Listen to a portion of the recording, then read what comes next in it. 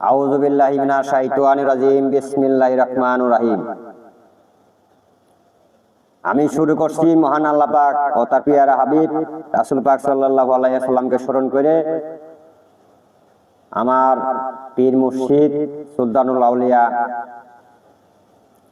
Masar উস্তাদ মাতা পিতাকে স্মরণ করে আমি আজকে আলোচনা যাইতেছি। আজকে ভিডিওটি কিন্তু অত্যন্ত কার্যকারী ও গুরুত্বপূর্ণ। কেন গুরুত্বপূর্ণ?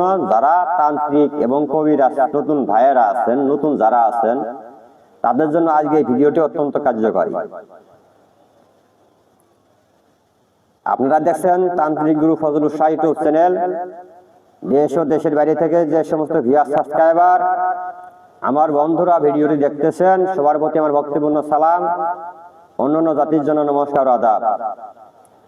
আশা করি সবাই ভালো আছেন। আলহামদুলিল্লাহ, আমিও ভালো আছি আল্লাহর অশেষ রহমতে, আপনাদের দুয়ার বরকতে। আপনাদের মাঝে আজকে একটি ডায়েরি থেকে একটা মন্ত্র দেব। মন্ত্রটি হলো, বুঝেন না বলে হয়তো বুঝবেন না। যে কোনো একটা বশীকরণ কাজ যদি করেন, একটা নকশা যদি আট করেন, এই নকশা তো আপনার প্রাণ প্রতিষ্ঠা করতে হবে। যার নামে করবেন তার প্রাণ প্রতিষ্ঠা করতে হবে। অথচ একটা বান বিদ্যার জন্য একটা পুতুল প্রয়োগ করবেন, তারপরেও প্রাণ প্রতিষ্ঠা করতে হবে। একটা চালানির মাধ্যমে কাজ করবেন, কার জন্য করবেন, অবশ্যই প্রাণ প্রতিষ্ঠা করতে হবে। প্রত্যেকটা কাজের ক্ষেত্রে, প্রত্যেকটি নকশা, প্রত্যেকটা পুতুল, যে কোনো কাজ করেন না কেন, ওই কাজের জন্য প্রাণ প্রতিষ্ঠা অবশ্যই করতে হবে। যার নাম তো অবশ্যই দিবেন কাজের সময়, যার জন্য কাজ করবেন তার নাম, তার বাপ মার নাম তো অবশ্যই দিতে হবে। মেয়ে হলে মার নাম দিতে হবে, ছেলে হলে বাবার নাম দিতে হবে। তবে কিছু চালানি কাজ আছে, বানবিদ্যার কাজ আছে, কালো জাদুর কিছু কাজ আছে, ব্ল্যাক ম্যাজিক, এগুলা আত্মা প্রতিষ্ঠিত করতেই হবে। তা না হয়তো ওই কাজ আপনি 100% আশা করতে পারবেন না। এই জন্য অনুরোধ করবো, ভিডিওটা শেষ পর্যন্ত অবশ্যই দেখবেন। আমি পরীক্ষিত, আমি যেভাবে কাজ করে থাকি, সেই গুরু মন্ত্র, স্বয়ং সিদ্ধ মন্ত্র আপনাদের মাঝে আজকে উপহার দেবো ইনশাল্লাহ। আশা করি আপনাদের জন্য উপকার আসবে। যে কোনো একটা নকশা আট করবেন, ওই নকশাতে এই মন্ত্রটা 7 বার পাঠ করবেন। সাপোজ আমি বোঝার জন্য বলি, যদি যাদের রাহচন্ডাল হার আছে তারা হাতে হার ব্যবহার করবেন। এরকম রাহচন্ডাল হার বা জারত হার যাদের আছে, এরকম একটা নকশা আট করবেন বা কাজ করবেন যে কোনো কাজের জন্য। ওর পরে এই মন্ত্রটা 7 বার পাঠ করে, একবার পাঠ করে একটা ফু দিবেন, আর হাত দিয়ে এভাবে ঘোরাইবেন। এভাবে যে মন্ত্রটা দিতে, সেই মন্ত্রটা 7 বার পাঠ করে 7টা ফু দিবেন। ওই ব্যক্তির আত্মা প্রতিষ্ঠিত হবে এই কাজের মাধ্যমে, এখানে এই নকশাতে বা এই কবজে। তাবিজ করেন, নকশা করেন, পুতুলের মাধ্যমে করেন না কেন, আর যদি পুতুল দিয়ে কোনো বান বিদ্যা বা বশীকরণ কোনো কাজ করতে চান, শ্মশানে গিয়ে বা যেখানে 3 রাস্তায় বসে, যারা তান্ত্রিক অবশ্যই বুঝেন যে কোন জায়গায় কোন কাজটা করতে হয়। বিভিন্ন কাজের ধরন আছে, নিয়ম আছে।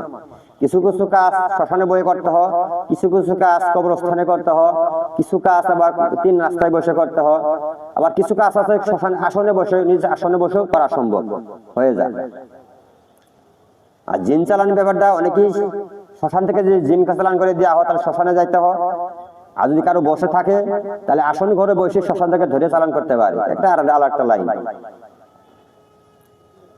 যদি কেউ পুতুল প্রতিষ্ঠিত করতে চান, পুতুলের প্রাণ প্রতিষ্ঠা করতে চান, তাহলে প্রথমেই যে কাজের জন্য করেন না কেন, ওই কাজের নিয়ত করে একটা পুতুল আট করবেন। ধরেন বান বিদ্যার জন্য শ্মশান বা কবরস্থানে মাটি লাগে, বা যদি বান কাটার জন্য করেন তাহলে হয়তো আপনার ময়দা বা আঠা দিয়ে করতে হবে। বিভিন্ন নিয়ম আছে, যেমন এটাকে আমার পুতুলের বান কাটা, কালি কাটা, একটা মন্ত্র দেওয়া আছে। আপনারা লক্ষ্য করবেন, এগুলা ভিডিওগুলো ঘুরে আসে দেখবেন। প্রথমে যেগুলো যদি বানবিদ্যা কাজ করেন বা বশীকরণ কোনো কাজ করেন না কেন, আপনারা এরকম একটা পুতুল বানাবেন। বানানোর পর আমি যে মন্ত্রটা দিতেছি, এই মন্ত্রটা একবার পাঠ করবেন। এইভাবে পুতুলের উপরে, যেমন এরকম পুতুলটা রাখবেন, রাখার পর পুতুলের উপরে এইভাবে হাতটা রাখবেন। এইভাবে একটা হাত রাখবেন, রাখার পর এই মন্ত্রটা একবার পাঠ করবেন। পাঠ করে রাহচন্ডাল হারে এভাবে ঘোরায় একটা ফু দিবেন। আরেকবার পাঠ করে এইভাবে আরেকটা ফু দিবেন। আরেকবার পাঠ করে এইভাবে আরেকটা ফু দিবেন। এইভাবে 7 বার পাঠ করে 7টি ফু দিবেন। তাহলে যে ব্যক্তির জন্য কাজটা করতেছেন ওই ব্যক্তি প্রাণ প্রতিষ্ঠা পাঁচ পুরাণ এই এখানে এই পুতুলের মাধ্যমে এখানে প্রতিষ্ঠিত হবে, এখানে আসবে, তার দেহ যেখানে থাকে সেখানের মাধ্যমে এখানে যদি কাজটা করেন, বান বিদ্যা কাজ করেন আর বশীকরণ কাজ করেন না, বিচ্ছেদের কাজ করেন না, যে কোনো কাজ করেন না কেন, তাহলে এই কাজটা দ্রুত কাজটা লেগে যাবে, কারণ তার আত্মাটা এখানে প্রতিষ্ঠিত আছে, বসিত আছে। এই জন্য প্রাণ প্রতিষ্ঠা করার জন্য গুরু বিদ্যা মন্ত্র আমি এখন বলতেছি, নিয়ম কানুন সবকিছুই বললাম।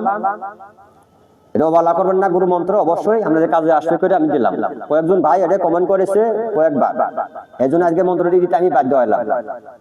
অনেকদিন ধরে কমেন্ট করতেছে, আমি মন্ত্রটা বলতেছি, আস্তে আস্তে বলবো, তাদের করে আপনারা বুঝতে পারেন, শিখতে সুবিধা হবে। অমুকের 5 আত্মা 5 মাটি, পুতুলকে করি সৃষ্টি, অমুক যায় জমের ঘরে, জম দে দৃষ্টি, ভাইজান আই উমুকের আত্মা, উমুকের জান এই পুতুলে আয়, জমে ডাকে 23 দে, সারা না হইলে কালির মাথা খায়, সুমন্ত্র সু তাওয়াক্কা তু সু, কাউআ তু সু জাকসু, হং রিং রং শিবের দিত প্রাণ, হিং আং হিং হং উমুকে প্রাণ এনে দিল কালী, চণ্ডী দুর্গা মা, হিং রং মং নমস্তে সা। মন্ত্রটা আমি একবার আস্তে আস্তে বললাম যাতে করে আপনাদের বুঝতে সুবিধা হয়, বুঝতে পারেন, শিখতে পারেন। আমি ভিডিও লম্বা করবো না, সবাই ভালো থাকবেন, সুস্থ থাকবেন, আল্লাহ হাফেজ।